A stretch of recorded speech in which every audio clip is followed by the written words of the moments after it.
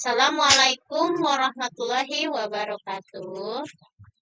Pada kesempatan ini, saya, nama Yeni Nur Hasanah, akan memaparkan tentang manajemen keuangan sekolah. Apa itu manajemen keuangan?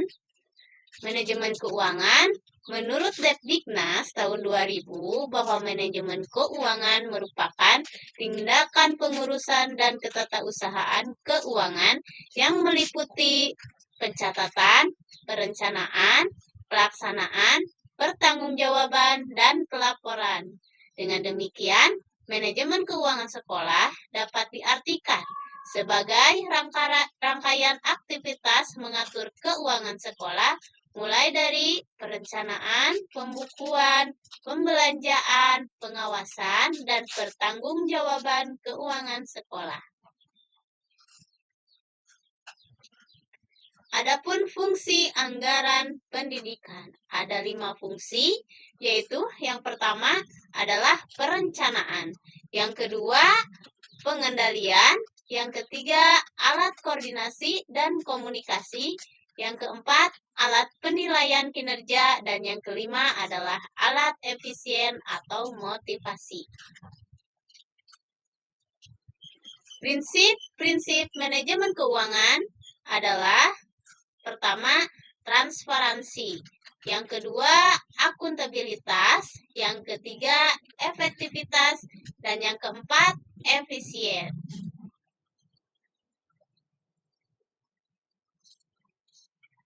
Tujuan manajemen keuangan adalah yang pertama, untuk meningkatkan efektivitas dan efisiensi penggunaan keuangan sekolah. Dua, meningkatkan akuntabilitas dan transparansi keuangan sekolah. Ketiga, meminimalkan penyalahgunaan anggaran sekolah. Dari mana saja sumber keuangan pada suatu sekolah? Yang pertama, pemerintah. Bantuan dari pemerintah pusat maupun daerah seperti dana alokasi khusus atau disebut DAK dan biaya operasional sekolah atau BOS. Yang kedua, dari masyarakat, yaitu sumbangan dari orang tua siswa, donasi, dan kerjasama dengan komunitas lokal. Yang ketiga, swasta atau sponsorship, yaitu kerjasama dengan perusahaan dan program corporate social responsibility atau disingkat CSR.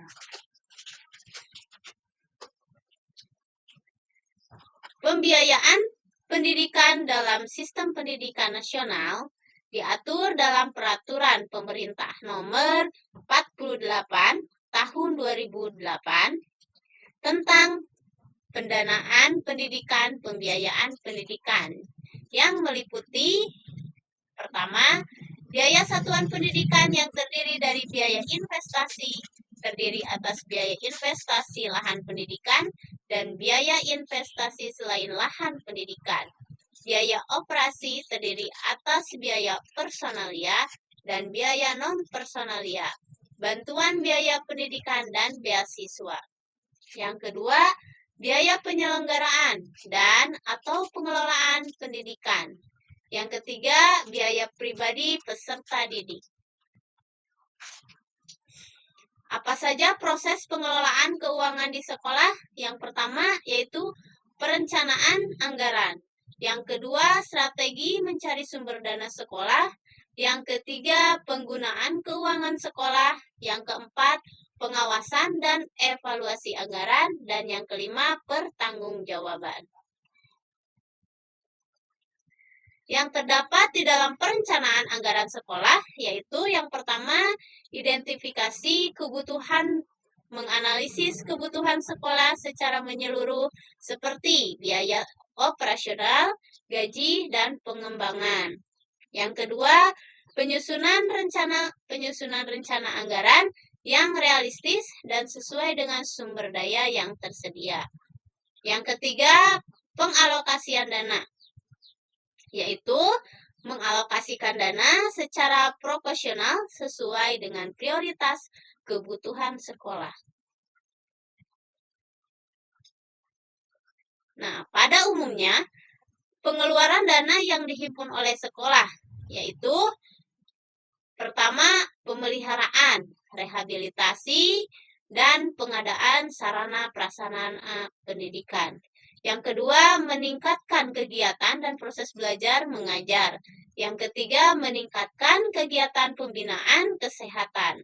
Yang keempat, dukungan biaya kegiatan sekolah dan peningkatan personil. Yang kelima, kegiatan rumah tangga sekolah.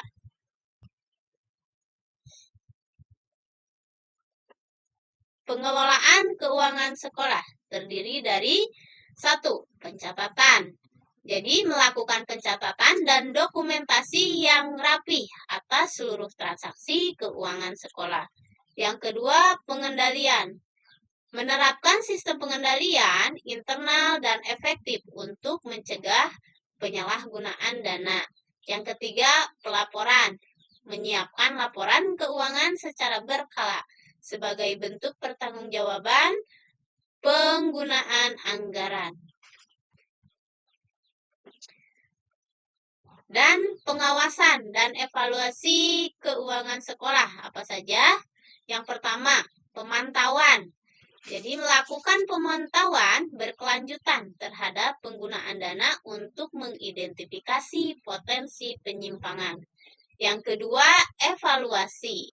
Mengevaluasi efektivitas pengelolaan keuangan sekolah dan mengidentifikasi area yang perlu diperbaikan. Dan yang ketiga, yaitu perbaikan, mengimplementasikan tindakan korektif berdasarkan hasil evaluasi untuk meningkatkan pengelolaan keuangan sekolah.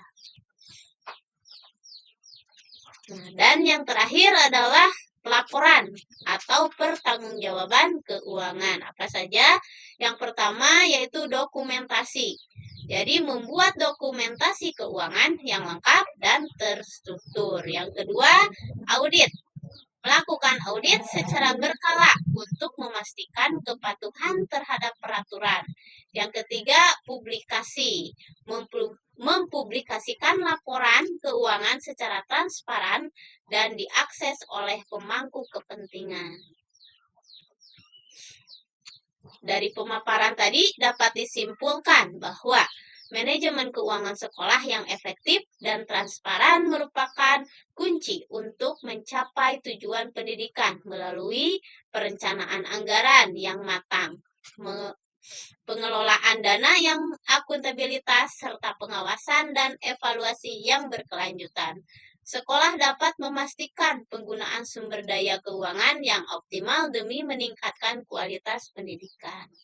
Sekian pemaparan saya tentang manajemen keuangan. Assalamualaikum warahmatullahi wabarakatuh.